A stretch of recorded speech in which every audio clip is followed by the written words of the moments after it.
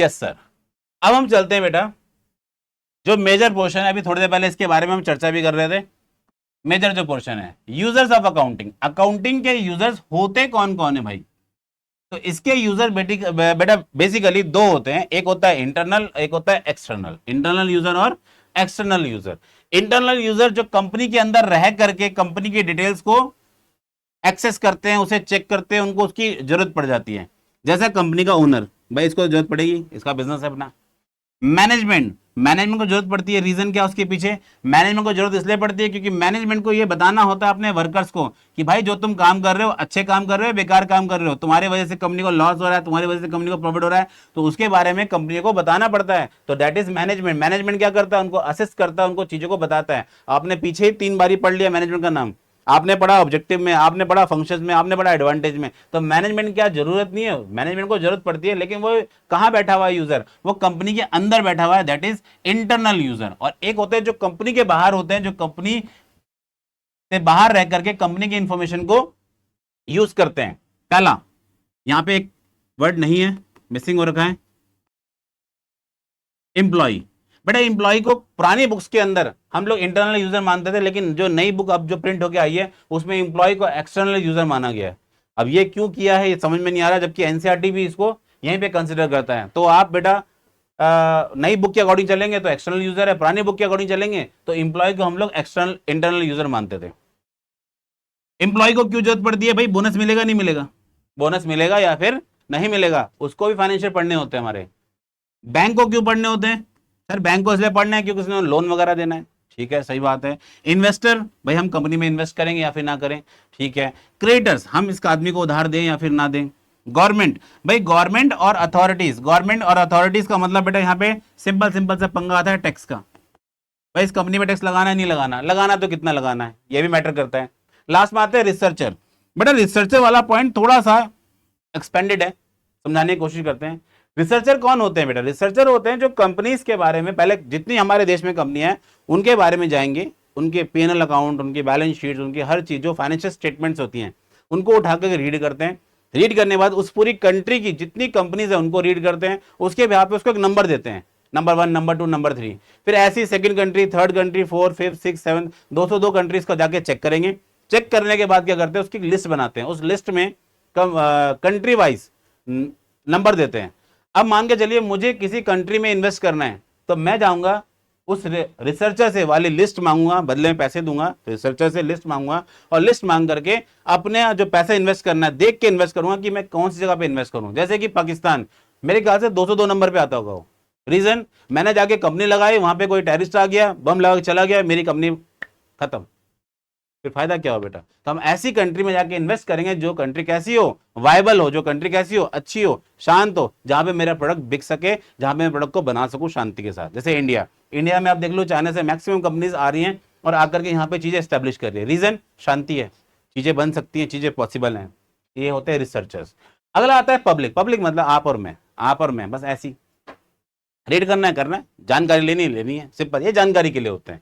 ठीक है। अब इन्हीं सबको हम लोग पढ़ते हैं डिटेल में। डिटेल में क्यों पढ़ रहे हैं? क्योंकि जब ये एग्जाम में क्वेश्चन आएगा बेटा, आपसे ये नहीं पूछेंगे यूजर ऑफ अकाउंटिंग इन्फॉर्मेशन, तो आप तो सीधे बोल दोगे सर एक होता है इंटरनल, दूसरा होता है एक्सटर्नल। इंटरनल में ये होते हैं, एक्सटर्नल में ये नहीं आता है एग्जाम में। एग्जाम में क्या आता है? थोड़े से हमारे एग्जामिनर भी तेज हो गए बेटा, उनमें आता है डिटेल्स। वो ये देंगे आपको अंदर का पूरा पूरा,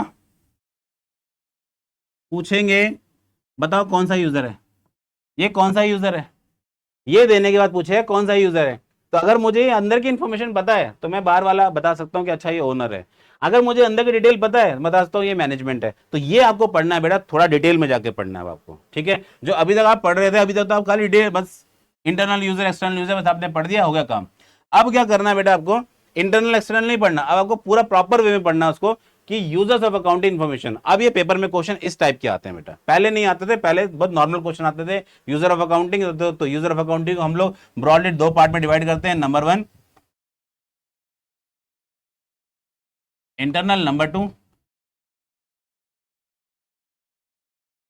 एक्सटर्नल। 2 हम लोग रीड कर लेते हैं बस, वैसे के बारे में हो जाता है। लेकिन अब क्या है, थोड़ा सा डिटेल में आएगा बेटा, हर चीज कैसे में आएगी, डिटेल में आएगी। जैसे कि इंटरनल यूजर की डेफिनेशन क्या है? इंडिविजुअल विद इन ऑर्गेनाइजेशन, जो कंपनी के अंदर रह करके काम कर रहे हैं। ठीक है, तो अगर आपसे सिर्फ और सिर्फ इतनी बात पूछी जाए कि individual within organization who accounting data decision making, तो कौन सा पर्सन है वो? सर वो हमारे लिए इंटरनल है। सिमिलरली अगर आप देखोगे सेकंड डेफिनेशन में, an individual organization outside the business who really on financial information of various purpose, तो ये कौन सा यूजर है? सर ये हमारे लिए एक्सटर्नल यूजर है। तो आपके लिए दो टाइप से इंफॉर्मेशन है बेटा, दो टाइप से चीजें हैं।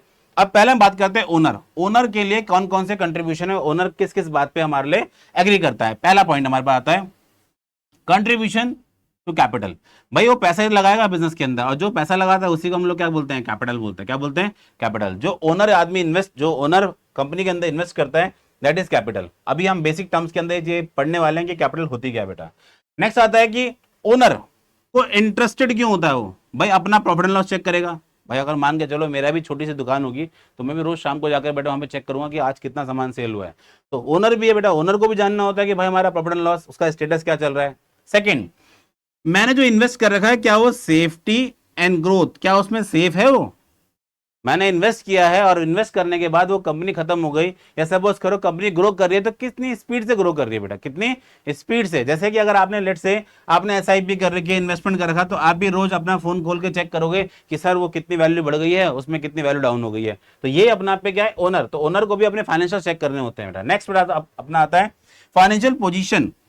हमारे पास नेट नेट कैश कितना है? नेट नेट कैश कितना है? आपने देखा होगा जो सामान वगैरह सेल करते हैं, दुकान वाले हो गए, हम भी हो गए, फटाफट से अपनी जेब में से पैसे निकालेंगे और कैलकुलेट करने लग जाएंगे जेब में कितने रुपए हैं। तो ये क्या अपने आप है? Financial position. ये क्या है? Financial position. तो ओनर को जानना होता है। अब ओनर ये थोड़े ना पूरी कंपनी को खंगालेगा, फिर चिल्लड़ वगैरह सब इकट्ठे करेगा, उसे बेटा कैलकुलेट करेगा कि मेरे पास 10 रुपए, 20 रुपए, 100 रुपए, 1 लाख रुपए। नहीं नहीं नहीं, वो क्या करता है? अपनी फाइनेंशियल पोजीशन चेक करता है। किसके बिहाफ पे? अपनी अकाउंटिंग के बिहाफ पे। अपनी अकाउंटिंग के बिहाफ पे वो चीजों को मैनेज करता है। ये आपका है ओनर। ये कौन है बेटा? आपका ओनर। ओनर का क्या पर्पस है अकाउंटिंग का, तो हमने ये बात कर ली। दूसरे नंबर पे आते हैं बेटा मैनेजमेंट। मैनेजमेंट अकाउंटिंग इंफॉर्मेशन का यूज क्यों करता है? Use of accounting. नंबर 1, भाई प्रोडक्ट कितने बिकेगा? प्रोडक्ट बिकेगा कितने बेटा? ये मैनेजमेंट को डिसीजन मेकिंग करनी होती है, लेकिन अकाउंटिंग के बिहाफ पे कर पाएगा ना? कंपनी ऑलरेडी घाटे पे है, हम सेलिंग प्राइस को, जो हमारा सेलिंग प्राइस है, उसे रिड्यूस नहीं कर सकते फिर, और रिड्यूस करेंगे तो कोई ना कोई रीजन होना चाहिए हमारे पास जिससे हम बच सके कंपनी को। लेकिन अगर मान के चलिए कंपनी लगातार घाटे में जाएगी, लगातार घाटे में जाएगी, मैं सेलिंग प्राइस को क्या बोलते हैं? रिड्यूस कर सकता हूं? नहीं कर सकता हूं, चाहे मेरा कॉम्पिटिटर कितना ही प्राइस रिड्यूस कर दे, हम नहीं करने वाले बेटा। ठीक, वहीं अगर मान के चलिए सेलिंग प्राइस, अगर फाइनेंशियल से पता लग रहा है कंपनी अर्न कर रही है, कंपनी अच्छा खासा प्रॉफिट अर्न कर रही है, तो कंपनी क्या करेगी? अब अपने प्रॉफिट, अपने जो प्राइस है सेलिंग का, उसे रिड्यूस कर पाएगी, क्योंकि कंपनी लगातार अर्न कर रही है। जब कंपनी अर्न कर रही है तो हम पैसे को बर्न करेंगे, बर्न मतलब पैसा लगाना, और लगा करके अपनी सेलिंग को और ज्यादा फैलाएंगे। जैसे कोक, पेप्सी को देख लो आप, पेप्सी कम मार्केट में बिकती है, कोक ज्यादा बिकती है। रीजन, पेप्सी के ऐड कम आते हैं, कोक के ऐड ज्यादा आते हैं, चाहे वो कोई फेस्टिव हो चाहे नॉन फेस्टिव हो, वो कैसे कैसे करके मार्केट में अपनी एंगेजमेंट बढ़ा चुके हैं उनका। अगर आप मार्केट का डेटा उठा के देखोगे तो कोक के पास लगभग 70% मार्केट है इस समय पे, और 30% मार्केट में सिर्फ और सिर्फ पेप्सी और बाकी ब्रांड्स बैठे हुए हैं। तो कोक ने इतना बड़ा ब्रांड कैसे बना लिया? मैनेजमेंट के बलबूते पे। मैनेजमेंट ने क्या किया? उसके लिए प्राइस, सेलिंग प्राइस को ऊपर नीचे करते चले गए, क्योंकि जैसे उनका प्रॉफिट आया वैसे उन्होंने भी दाम को भी ऊपर नीचे किया है। ठीक है। सेकंड आता है कॉस्ट कंट्रोल करना। मैनेजमेंट का दूसरा काम होता है अपने प्रोडक्ट की कॉस्ट को कंट्रोल करना, उसे कंट्रोल के साथ साथ बेटा उसे रिड्यूस भी करना, क्योंकि जितना जितना प्राइस आपका रिड्यूस हो, कॉस्ट आपकी रिड्यूस होती जाएगी, प्रॉफिटेबिलिटी उतनी ज्यादा बढ़ती जाएगी। कॉस्ट रिड्यूस होगी तो प्रॉफिटेबिलिटी बढ़ेगी। ठीक है बच्चे। नेक्स्ट आता है investment planning and decision making. Investment को प्लान करना, डिसीजन को मेक करना। अभी जितने भी जो भी हम लोग काम कर रहे हैं, जितनी भी चीजें हम लोग पढ़ रहे हैं बेटा, कोई जरूरी नहीं है कि कंपनी अपना मेन पर्पस, मेन ऑब्जेक्टिव को ही सेटिस्फाई करती है। कभी कभार कंपनी क्या करती है, अपने पास जो एक्सेस फंड होता है उसे किसी और कंपनी के अंदर इन्वेस्ट कर देती है, तो उसको भी निगरानी रखना। उसकी निगरानी कौन करेगा? ओनर। हाँ, ओनर भी कर सकता है, मैनेजमेंट भी कर सकता है। ओनर भी कर सकता है, मैनेजमेंट भी। जैसे रिलायंस है, रिलायंस ने फेसबुक के अंदर भी इन्वेस्ट किया हुआ है, उसने अमेजोन के अंदर भी इन्वेस्ट किया हुआ है, उसने बहुत सारे बैंक्स जो हमारे देश के नहीं है, बाहर के बैंक है, उनमें भी कर रखा है इन्वेस्ट। क्यों कर रखा उसने? पागल है क्या वो? तो क्या अंबानी रोज शाम को बैठ कर अपने फाइनेंशियल चेक करेगा? नहीं, मैनेजमेंट चेक करता है उसके लिए। कौन चेक करता है? मैनेजमेंट। तो इन्वेस्टमेंट की प्लानिंग करना और डिसीजन मेकिंग करना, इन्वेस्टमेंट की प्लानिंग और डिसीजन मेकिंग। दूसरा क्या आता है, हम इसी कंटेक्स्ट को दूसरे वे में पढ़ते हैं कि हम लोग क्या कंपनी में और चीजें इन्वेस्ट कर सकते हैं? हाँ कर सकते हैं। तो उसके लिए डिसीजन मेकिंग करो बैठ के बेटा। ठीक है, तो ये काम भी कौन करता है? आपका मैनेजमेंट करता है। थर्ड नंबर पे हम बात करते हैं बेटा एम्प्लॉयज एंड वर्कर्स। एम्प्लॉय और वर्कर, इसको क्या जरूरत पड़ेगी बेटा? हमने बात की ना स्टार्टिंग में, बोनस चाहिए भाई उसको, और बोनस कब मिलेगा? जब कंपनी प्रॉफिट अर्न करेगी बेटा। ठीक है, इंटरेस्टेड क्यों होता है बेटा? प्रॉफिटेबिलिटी होगी बिजनेस की तो अच्छी बात है भाई, हमारी कंपनी सस्टेन रहेगी तो हमें भी पैसा मिलता रहेगा, हमारी जॉब भी पक्की रहेगी। नहीं तो चलो जॉब ढूंढते हैं, कंपनी अगर लॉस मेकिंग है बेटा, चलो जॉब ढूंढते हैं। आपने एक नाम सुना होगा पीछे, जैप्टो, उससे पहले भी आपने एक नाम सुना होगा, डुंजो। ये कंपनी बैठ गई बेटा, मतलब बंद हो गई। क्यों बंद हो गई? क्योंकि कंपनी का प्रॉफिट नहीं हो रहा था। जब प्रॉफिट नहीं हुआ तो उसके वर्कर्स गए कहाँ होंगे बेटा? वर्कर्स भी तो क्या करते, रीड करते फाइनेंशियल्स को, उन सब ने ज्वाइन किया जेप्टो। ये बात मैं नहीं कह रहा हूं बेटा, ये बेटा न्यूज़पेपर में है बकायदा। सारे एम्प्लॉय निकल के डुंजो में ज्वाइन कर लिया, और डुंजो धीरे धीरे करके ग्रो कर रहा है। हाँ, ब्लिंकिट भी ग्रो कर रहा है, पर ब्लिंकिट के पास पहले से बैकअप था जोमेटो वालों का, लेकिन डुंजो के पास कुछ भी बैकअप नहीं है ऐसा। जो, सॉरी डुंजो कह रहा हूँ, जेप्टो, जेप्टो का कुछ भी बैकअप नहीं है, बस क्या फंडिंग बहुत अच्छी है, अमेजोन से है, गूगल से है, रिलायंस से है, इसके पास अच्छी खासी फंडिंग है। लेकिन इसके पास फंडिंग सिर्फ थी रिलायंस से। इसको बंद करवाने वाला बेटा क्या बोलते हैं, रिलायंस ही है। क्योंकि रिलायंस के जगह डुंजो चलेगा तो रिलायंस के जितने भी रिटेल स्टोर हैं बेटा वो तो बंद हो जाएंगे ना। डुंजो अगर चल पड़ा और चल रहा है तो रिलायंस के जितने भी स्टोर्स हैं वो बंद हो जाएंगे। और रिलायंस ने काफी अच्छी इन्वेस्टमेंट कर रखी है बहुत जगहों पे, उसने अपने ऑफलाइन सेंटर खोले हुए हैं, तो वो चाहता है यही बंद हो जाए, जितने मार्केट में चले सब बंद हो जाए। बंद क्यों हो जाए? क्योंकि उनके ऑफलाइन सेंटर चले, उनके ऑफलाइन सेंटर चले। चलिए हम लोग अपने कंटेक्ट से दूसरे चले गए, यहाँ पे हम बात करते हैं एम्प्लॉय। एम्प्लॉय देखता है प्रॉफिटेबिलिटी, रीजन क्या उससे, ताकि बिजनेस अपना कमा सके। नेक्स्ट आता है अपना payment of statutory dues, like जैसे कि ईपीएफ हो गया और ईएसआई हो गया। ईपीएफ हो गया, एम्प्लॉय प्रोविडेंट फंड हो गया, और साथ में एम्प्लॉय स्टेट इंश्योरेंस हो गई। ये दो चीजें भाई, ये दो चीजों का पैसा भी तो कंपनी पे करती है, इन दो का पैसा भी कंपनी पे करती है। अब कंपनी पे करेगी तो कंपनी का प्रॉफिट होगा तभी तो पे करेगी बेटा। तो कंपनी के प्रॉफिट्स को चेक करने के लिए एम्प्लॉय उनकी फाइनेंशियल इंफॉर्मेशन को भी रीड करते हैं। Last, external users. External user कौन है बेटा अकाउंटिंग के? तो पहला आपका आता है बैंक और फाइनेंशियल इंस्टीट्यूशंस। बैंक और फाइनेंशियल इंस्टीट्यूशन ये क्या करते हैं? लोन वगैरह प्रोवाइड करना, लोन्स देना, क्रेडिट्स देना, ये उनके ऊपर डिपेंडिंग होते हैं। अब वो फाइनेंशियल कैसे यूज करते हैं भाई? हमें वो एसेस करते हैं, चेक करते हैं कि लोन की रिकवरी पॉसिबल है। अगर लोन की रिकवरी पॉसिबल है तो आदमी को लोन देते हैं, या सपोज कर उसे लोन दे रखा है, क्या ये हमारा लोन वापस करेगा? तो लोन वापस करने के लिए बेटा उसकी फाइनेंशियल इन्फॉर्मेशन को हमें रीड करना पड़ता है। साथ साथ कंपनी को मॉनिटर करना पड़ता है कि ये कंपनी अच्छा कर रही है तो उसको हम और लोन देते हैं, ये कंपनी अगर अच्छा कर रही है तो उसको हम और लोन देते हैं, कंपनी अगर बेकार कर रही है तो उसको लोन नहीं देंगे। जैसे कि जेट एयरवेज,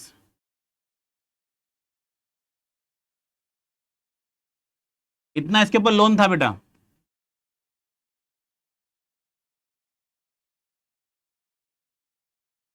ये करोड़ में फिगर है, 2 लाख करोड़ रुपए का उसके ऊपर कर्जा है। 2 लाख करोड़ का कर्जा था, वो भी एसबीआई का, सिर्फ एक बैंक का, एसबीआई का, हमारे देश में जो एसबीआई बैंक है उसका 2 लाख करोड़ का कर्जा इसने देना है। कंपनी का कुछ नहीं पता, बंद है, चल रही है, हमें भी नहीं पता इसके जहाज कहाँ उड़ रहे हैं कहाँ नहीं उड़ रहे, लेकिन इस कंपनी ने 2 लाख करोड़ का कर्जा देना था। नरेश गोयल जो इसके मेन जो मालिक हैं, उन्होंने एसबीआई से गुहार की कि ऐसा कीजिए, आप मुझे 30,000 करोड़ का और लोन सैंक्शन कर दो। एसबीआई ने मना कर दिया, बोला आप ये दे, मतलब आप तो इसमें से कुछ दे दो, आप ये क्यों मांग रहे हो हमसे, इसमें से आप कुछ दे दो, पे कर दो हमें, ये क्यों मांग रहे हो नया। उन्होंने उनको फ्रेश लोन नहीं दिया। तो फ्रेश लोन मतलब monitor of the business process भाई, बिजनेस, क्योंकि बैंक एसबीआई के जो भी मैनेजमेंट था उसने चेक किया कि भाई जेट एयरवेज की स्थिति कैसी है, अच्छी है बेकार है, बहुत ज्यादा बेकार थी, बहुत ज्यादा बेकार। और जब बेकार स्थिति है क्या हम उसे लोन देंगे? नहीं देने वाले। तो ये मैनेजमेंट का काम, सॉरी बैंक्स का और फाइनेंशियल इंस्टीट्यूशंस का काम होता है कि लोन वगैरह प्रोवाइड कराना। ठीक है बच्चे, यहाँ देखो दो वर्ड्स हैं, एक बैंक, एक फाइनेंशियल इंस्टीट्यूशन है, इसको हम लोग एनबीएफसी बोलते हैं। और एनबीएफसी जितनी भी चीज देती है वो क्रेडिट में काउंट होती है, बैंक जो भी देता है वो लोन में काउंट होता है। ठीक है, दो वर्ड इसलिए यहाँ पे अलग अलग दिखा रखे हमने। नेक्स्ट आता है बेटा इन्वेस्टर्स, दूसरा आता है पोटेंशियल इन्वेस्टर्स। इन्वेस्टर्स जिन्होंने इन्वेस्ट कर रखा है, पोटेंशियल इन्वेस्टर्स जो अब करने वाले हैं, जो इन्वेस्ट करेंगे।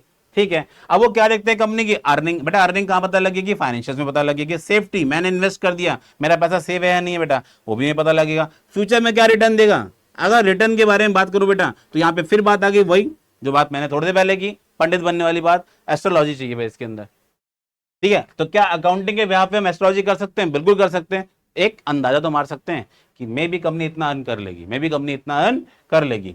नेक्स्ट आते हैं बेटा क्रेडिटर्स। क्रेडिटर कौन होते हैं, जो कंपनी को सप्लाई करते हैं रॉ मटेरियल। अब रॉ मटेरियल सप्लाई करते हैं, sell goods and services on credit, करना चाहिए नहीं करना चाहिए। दूसरा, यूज ऑफ फाइनेंशियल इंफॉर्मेशन, कैसे यूज करते हैं वो लोग, उसकी क्रेडिट वर्थनेस, क्या वो मेरा पैसा वापस करेगा। सेकंड नंबर पे, क्या उसकी जो उसकी क्रेडिट की टर्म्स है, हमें इसके साथ कौन सी कंडीशन पुट करनी पड़ेगी जिससे मेरा उधार दे दे वापस। अगर मैं बात करूं क्रेडिटर की, तो क्रेडिटर में थोड़ी देर के लिए मान लेता हूं पाकिस्तान ने अभी अभी लोन उठाया आईएमएफ से, तो आईएमएफ कौन बन गया बेटा उसके लिए, पैसे देने वाला, मींस क्रेडिटर। और पाकिस्तान कौन है उसके लिए, जिसको मैंने उधार दिया है। पाकिस्तान से आईएमएफ ने बहुत सारी कंडीशन बनवा ली, भाई तुझे अपनी कंट्री के अंदर बहुत सारे नए टैक्स लगाने पड़ेंगे, जो बात मैं बता रहा हूं तुझे। ठीक है, दूसरा तुझे अपनी कंपनी में एक तरह का टैक्स और अप्लाई करना पड़ेगा। पहले तो ज्यादा टैक्स लगाने पड़ेंगे, दूसरा क्या, एक नया टैक्स लगाना पड़ेगा, सुपर रिच टैक्स, मतलब जो ज्यादा धनी सेठ है उनसे ज्यादा टैक्स लो। नेक्स्ट, आपको क्या करना पड़ेगा, एफडीआई को ज्यादा परमिशन देनी पड़ेगी, फॉरेन डायरेक्ट इन्वेस्टमेंट, मतलब वो ज्यादा आएंगे आपकी कंट्री के अंदर, आपको उनको अलाउ करना पड़ेगा, तो वो भी आएंगे अब, और आपको अलाउ करना पड़ेगा। तो टर्म्स एंड कंडीशन बनवा रहे हैं उनसे वो, तो क्यों, डिसाइड करना क्रेडिट टर्म्स, डिसाइड करना क्रेडिट टर्म्स, ये भी क्रेडिटर डिसाइड करवा, मतलब जो फाइनेंशियल के बेसिस पे। अब भाई जाहिर सी बात है, आईएमएफ है, उसने तो पूरे वर्ल्ड को पढ़ा हुआ है, तो पाकिस्तान को नहीं पढ़ा होगा उसने, पाकिस्तान को भी रीड किया होगा, उसकी कंडीशंस को भी देखा होगा, देन उसके बाद डिसीजन मेकिंग की। तो जैसे मैं पूरे वर्ल्ड की बात कर रहा हूं, वैसे ही अगर मान के चलिए मुझे किसी को उधार पे सामान देना, तो भाई पहले मैं चेक तो कर लूंगा उसकी क्रेडिट वर्थनेस है या नहीं है, मेरा उधार वापस करेगा नहीं करेगा। सेकंड नंबर पे आता है, उसके लिए मैं क्रेडिट टर्म्स बनाऊंगा, भाई मेरा पैसा ऐसे ऐसे मुझे वापस चाहिए, इस तरह से मुझे पैसा। जैसे कि अगर आप किसी उधार लेने जाओ आज के टाइम पे, तो वो क्या बोलता है, भाई साहब कुछ सिक्योरिटी रख दो, गोल्ड है घर में, ज्वेलरी है, गाड़ी के कागजात, मकान का कागजात, कुछ तो रख के जाओ हमारे पास। तो टर्म्स होती है बेटा, क्या होती है टर्म्स, ऐसे नहीं कि आप पैसे मांगने गए उसने आपको पैसे दे दिए लो, ऐसा नहीं होगा, कुछ ना कुछ टर्म्स होंगे उसके पीछे। नेक्स्ट हम बात करते हैं बेटा गवर्नमेंट अथॉरिटीज। गवर्नमेंट अथॉरिटीज क्यों करती हैं, national income, that is GDP, इसको बोलते हैं हम जीडीपी। तो जीडीपी को, सर जीडीपी क्या होती है, पढ़ेंगे बेटा इकोनॉमिक्स में पढ़ेंगे ना इसको, यहाँ क्यों डिस्कस करिए, मतलब बस इतना पढ़ लीजिए, जीडीपी ग्रॉस डोमेस्टिक प्रोडक्ट, ये कुछ होता है जिसको हम नेशनल इनकम बोलते हैं, इसके लिए भी हमें करना होता है। नेक्स्ट आता है, हमें अपने देश में कुछ पॉलिसी बनानी पड़ेगी। अभी जैसे आप देख पा रहे हो, जब से नरेंद्र मोदी सरकार आई है, जो हमारी 2014 के बाद से, उन्होंने जितने भी एमएसएमईज हैं, एमएसएमई एक टाइप की कंपनी की कैटेगरी है जो मीडियम स्मॉल माइक्रो एंटरप्राइजेस होती हैं, उनके लिए काम करती है, उनके लिए काम करे। तो उनके लिए पहले क्या था, बहुत सारे लाइसेंस लेने पड़ते थे उनको, अब क्या है, वो लाइसेंस सारे सारे ऑनलाइन कर दिए। उन पे कोई ऐसा नहीं है कि आपको ऑफिस आना पड़ेगा, चक्कर मारने पड़ेंगे, नहीं, ऑनलाइन है सारे सारे। कुछ कुछ हैं, जैसे कि आप बहुत भयंकर वाला बिजनेस कर रहे हो, सपोज आप वाइन का बिजनेस कर रहे हो, या फिर कोई आप सिक्योरिटी से रिलेटेड कोई आप क्या बोलते हैं बिजनेस कर रहे हो, तो आपको आके फिर ऑफिस में एक वेरिफिकेशन देना पड़ेगा, तब जाके है, अदरवाइज हर चीज का लाइसेंस आपको ऑनलाइन मिल जाएगा, हर चीज का लाइसेंस आपको बेटा ऑनलाइन मिल जाएगा, वहां जाके अपना लाइसेंस ले सकते हो। तो कंपनी, मतलब जो सरकार है, उसने कैसे डिसीजन मेकिंग कर ली, ऐसे बैठे बैठे मोदी जी को सपने आ गए, नहीं मोदी जी सपने नहीं आए बेटा, उन्होंने हमारी जो देश की जितनी कंपनियां हैं उनके फाइनेंशियल्स को रीड किया होगा। किसने, सरकार ने। जब रीड किया तो देखा कि लोगों को एम्प्लॉयमेंट नहीं मिल रही है, एम्प्लॉयमेंट कहां से मिलेगी, एम्प्लॉयमेंट मिलेगी छोटे छोटे बिजनेस से। अब छोटे छोटे बिजनेस कौन से हैं, एमएसएमई है, तो ऐसा करते हैं, एमएसएमई क्यों इतने कम है हमारे देश में, तो फिर पता लगा सरकारी लोगों से सरकार को कि हमारे रूल्स एंड रेगुलेशन थोड़े टफ हैं, उनको हमें इजी करना पड़ेगा, ईज करना पड़ेगा, ईज ऑफ डूइंग, इसको बोलते हैं हम ईज ऑफ डूइंग। तो ईज ऑफ डूइंग करना पड़ेगा, जिसकी वजह से क्या होगा, कंपनियां बेटर हो जाएंगी। तो उन्होंने डिसीजन मेकिंग की आगे। तो फाइनेंशियल सोचिए बेटा कहां से कहां तक आपको इफेक्ट डाल रही है, एक अकाउंटिंग इन्फॉर्मेशन कहां से कहां तक गवर्नमेंट को भी सोचने मजबूर कर रही है। नेक्स्ट बेटा हमने बात कर ली है जीएसटी, इनकम टैक्स एक्सेट्रा, ये भी कंपनी के बारे में हमें पता सरकार जो है इससे डिसीजन मेकिंग कर पाती है कितना इस बंदे पे टैक्स लगाना है। नेक्स्ट हम बात करते हैं बेटा रिसर्चर। रिसर्चर क्या काम करते हैं बेटा कंपनी के लिए, रिसर्चर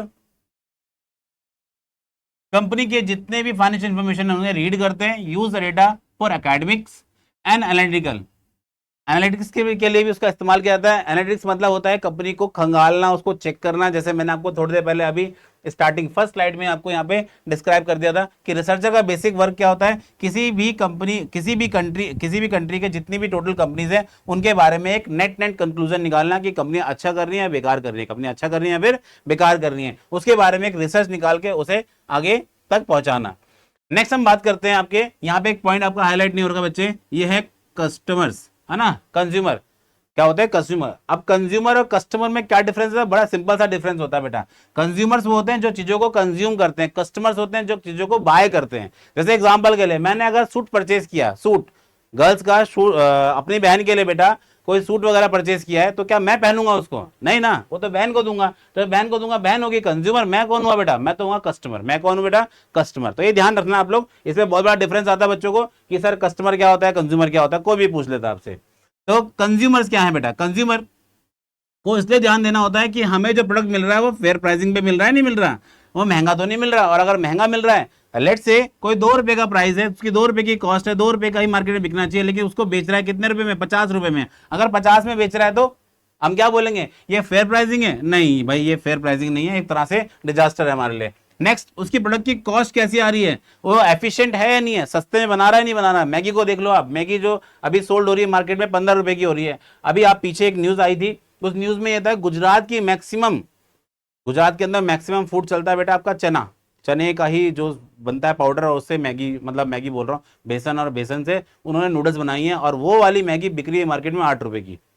सोचिए, मैगी बिक रही है बेटा, जो मैगी का क्या बोलते हैं, नूडल्स है ब्रांड से, वो बिक रहा है 15 रुपए में। और जो गुजरात की कंपनीज हैं वो सेम नूडल्स बना रही हैं, मैगी मतलब मैगी, मैं उसका नाम यूज कर रहा हूँ, ब्रांड का नाम यूज कर रहा हूँ, नूडल्स बना रही हैं, वो सेम एफिशिएंसी के साथ है और ज्यादा उसमें न्यूट्रिशन वैल्यू, वो 8 रुपए में सोल्ड कर रही है, 10 रुपए में क्या बोलते सोल्ड कर रही है।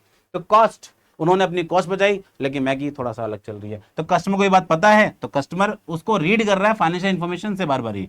नेक्स्ट हम बात करते हैं गवर्नमेंट भी कुछ प्राइसिंग को लेकर के रेगुलेशन लेके आती है। जैसे कि कोविड में हुआ था, कोविड में सरकार ने एक लिस्ट जारी की थी जिसमें असेंशियल चीजें आती हैं। असेंशियल चीजों में आपका आटा हो गया, चावल हो गया, चीनी हो गया, चाय पत्ती हो गया, और उसके बाद फिर सरकार ने कुछ सब्जियां भी उसमें क्या बोलते हैं ऐड कर दी थी, आलू टमाटर प्याज, इसको ऐड कर दिया। तो असेंशियल कुछ चीजें होती हैं जिसको गवर्नमेंट को करना पड़ता है। गवर्नमेंट किसके बिहाफ पे इसको चेक कर पाती है? गवर्नमेंट इसी इन्फॉर्मेशन को रीड करती है और चेक करती है कि अच्छा ये जो प्रोडक्ट है कैसे मार्केट में, जैसे आप पीछे देखोगे कुछ नेसेसरी ड्रग्स थे, मतलब मेडिसिन थी, उनको भी गवर्नमेंट ने प्राइस का रेगुलेशन बनाया। जैसे कि इंडिया के अंदर मोस्टली अब डायबिटिक पेशेंट्स मिल रहे हैं, तो सरकार ने उसके लिए जो मेडिसिन के प्राइसेस को रिड्यूस कर दिया है। दूसरा डायबिटीज की एक टैबलेट, डायबिटीज की एक टैबलेट पहले आती है 60 रुपए की, अब सरकार ने उसका प्राइस रिड्यूस कर दिया है, वो 6 रुपए 7 रुपए की आती है। ये क्यों किया गवर्नमेंट ने देखा ये फलानी कंपनी है, फलानी कंपनी मेडिसिन बनाती है, कौन सी मेडिसिन बना रही है? ये वाली मेडिसिन बना रही है। अच्छा, मार्केट में कंज्यूमर्स कितने हैं? क्योंकि इस कंपनी का तो बहुत अच्छा प्रॉफिट आ रहा है, तो कंज्यूमर कितने हैं? इतने हैं। अब मान के चलिए 140 करोड़ की आबादी में हमारे देश में 100 करोड़ तो बेटा कैसे हैं? डायबिटिक पेशेंट्स हैं। तो ये तो गलत बात है भाई। तो सरकार ने उस पर आगे डिसीजन मेकिंग किया, तो ये भी सरकार के लिए अच्छा है, क्योंकि कंज्यूमर्स इसके ऊपर आते हैं फिर, और कंज्यूमर आकर इस पर आवाज उठाते हैं। नेक्स्ट हम बात करते हैं बेटा क्या, पब्लिक क्या काम करती है बेटा? पब्लिक नॉर्मल, जैसे आप और मैं, हम सब पब्लिक हो गए बेटा। तो इकोनॉमिक कंट्रीब्यूशन कितना है? फलानी कंपनी का।